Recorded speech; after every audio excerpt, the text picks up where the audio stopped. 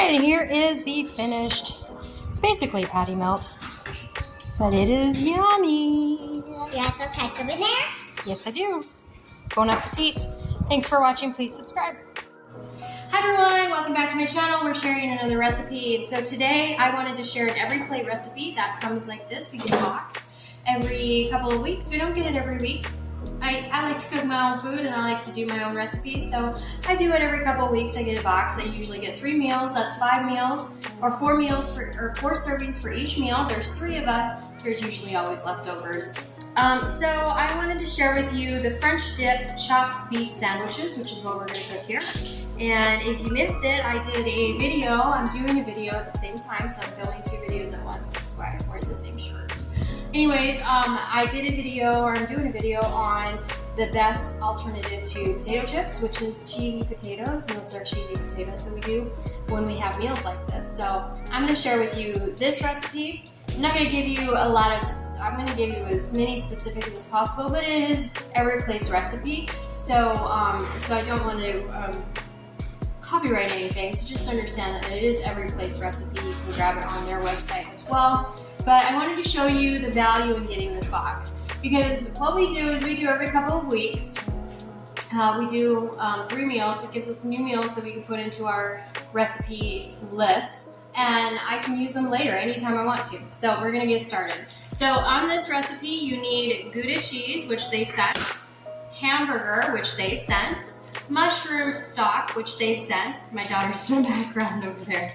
Some thyme, which they sent, onion, as well as garlic, some bread, and then you're going to need black pepper and salt, which I've got up here, butter, which I'll grab out of the fridge, and cooking oil, which I've got avocado oil, which is really good cooking oil. So I'm going to go ahead and do that. Now if you want to get every plate, I will put my referral code down below in the video description box and let you know. She's very good with knives, so even though the knife is close to her, she knows knife safety. So I will put that down there. We are making an au jus sauce, which I guess is going to include this mushroom sauce to go with these sandwiches. So this ought to be really good. We're really looking forward to it. And so you want to go ahead and put your potatoes in the oven, which we already did. And this isn't the same recipe. They're just doing potato wedges, and the recipe that I shared is not potato wedges, it's our cheesy potato. So definitely check that out. It is better than potato chips, let me tell you, isn't it? Yeah. Mommy doesn't buy potato chips anymore, do I? No.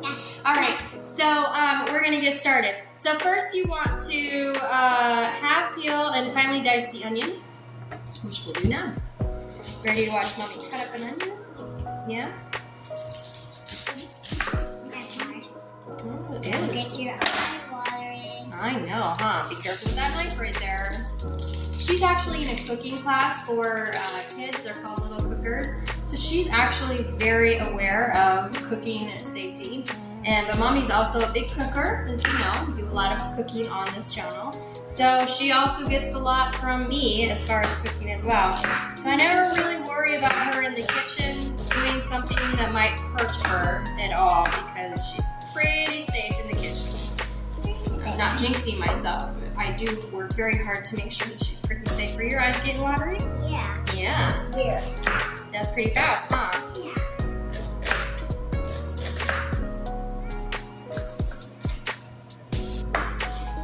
Actually super excited because she's taking her cooking class tomorrow. She does one a week, and she just goes in with a lot of other kids who are 5 to 7 years old, and they cook with a teacher who teaches them a new recipe. Last week, I don't know if you caught our mini short, but last week, 2 weeks ago actually, last week the teacher was sick. 2 weeks ago, the kids cooked hot dogs with, and they made homemade coleslaw. Yeah. Mommy has taught her how to make coleslaw, so she knows that. So it's probably pretty easy. It was a different way to make coleslaw. Was it? Uh-huh. But did it have mayonnaise? No. Did it have vinegar? No. Really? What did it have in it? Just vegetables and carrots. Sliced up carrots from the kids. They sliced up carrots. Eye watering? Yeah. And I saw, and like our vegetables cooks the most in the household. All the vegetables, the kids slice with kids' knives. Get in the go in into the coleslaw. Yeah. I'm going to go wash it. All right, I'm gonna dice up the garlic.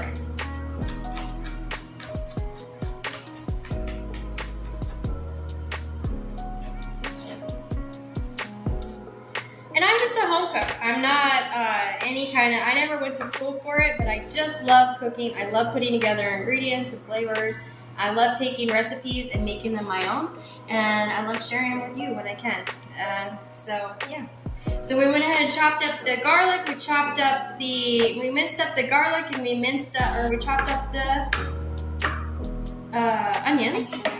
I'm gonna get the hamburger on the stove, and then it looks like I need to add half the thyme and half the garlic, salt, pepper to the meat while it's cooking. So let's go ahead and take a look. Strip the thyme leaves and roughly chop the leaves. And we're gonna do this in sections because it says half and half, so I'm just gonna do this in sections. Let's just wash these off. There's now wax on our foods in the store, so you gotta be careful sometimes. Yes, you do have to be careful sometimes. It's so irritating that they put wax on our food. One thing I do work really hard about is teaching her about the dangers of food, and I share that with you guys on this channel too. So if you're not subscribed, please be sure to subscribe to our channel so you can, anytime I get updates. One of the things I did learn about just this week is called EDTA, and please look this up yourself and look and do your due diligence. But this is actually a preservative that they're adding into our food, but it's actually very dangerous. You definitely want to look at your ingredient list because they're adding stuff into our food. They're opening up between Canada and the United States, they're opening up 3 cricket processing centers, and they're going to be putting things like cricket flour into our food, so you want to be really careful and look at those ingredients. And what they're doing is they're not listing it as cricket flour, they're listing it as Acheta Domesticus. So they're being sneaky about this, and so I definitely think that it's, as I'm trying to keep my own family safe, I want to share with you when I catch stuff like this that they're putting out there. So EDTA, do your research on that. And if you'd like to see a video on that, let me know and we'll consider doing a video. I'm gonna split up half of the garlic to put in with the meat and put this thyme there, and then the other half is gonna go over here. So EDTA, and then also Acheta Domesticus. So you can do your own research and find out what sneaky deals our food companies are putting into our food. Don't get me started on that one. What is that? There's this is called thyme. There's a lot of sneaky dealings going on with that, and this is a family channel, so I don't go into that too much. But I do want to make you aware of some of the stuff when I can. But when you get lost in that rabbit hole, try to find your way out the rabbit hole. Try to find your way out, yeah. Because you will get lost down that rabbit hole. I have many times. All right, so the thyme is diced up. I'm gonna put that over there because we got half and half. And I'm gonna get the hamburger started and we'll see you in a bit. All right, so the au jus sauce is done. I just added some butter, some thyme, some garlic, and some mushroom concentrate with some water into a pan. Interestingly enough, the recipe did not call for flour, so it's not thick enough. That's au jus sauce. Also, know your family. I know my husband loves his tomatoes, my daughter loves her tomatoes, so I went ahead and added some tomatoes. The pile over here is going into our compost. So we do have a garden, and so we do a lot of videos on the garden, so if you're curious about that, let me know. And these are going to go on your sandwiches, so no, I know you want to eat it. I know my baby girl. Can I cook it? We're not cooking it. Okay. It'll go right on your sandwich. Also, I have some avocado I'm going to probably put on the sandwiches too. So the key is really when you're doing these recipes, especially from like meal box sets like Every Plate or Butcher Box, both of which I get a subscription to, and I'll link up both of my referral codes down below. But when you get these, make sure that you know your family's. This is super mushy. Yeah, that is. Can you turn that back on? Make sure you know your family's taste buds, because then you can add what you know your family's going to appreciate and like. So I know my family will love some added avocado, add the tomatoes to the sandwiches, and everything will be good. So I'll be back with you when everything's ready. I'm gonna go ahead and toast up the bread. I'm gonna toast up the bread. Once the meat is finished cooking, I'm gonna place the cheese on top and cover it so it melts up the cheese, and then I'm gonna make the sandwiches. So we'll be back when it's ready. The hamburger's almost done. The au jus sauce is done. Look at that, that looks yummy. The hamburger is almost done, and when that is done, I will go ahead and place the cheese over it, but I'm gonna drain it first, get all that excess grease out of there. And then I'll heat up the buns, and we'll be ready to eat. I'll show you the finished product shortly. As I was mentioning, it's really important to know your family's taste and flavor buds, but also if you have a garden, you're going to want to use your products. So we had an awesome okra harvest this year, and we have so much, we're going to have to put some in the freezer. But I'm putting some okra on the sandwiches as well. Yummy.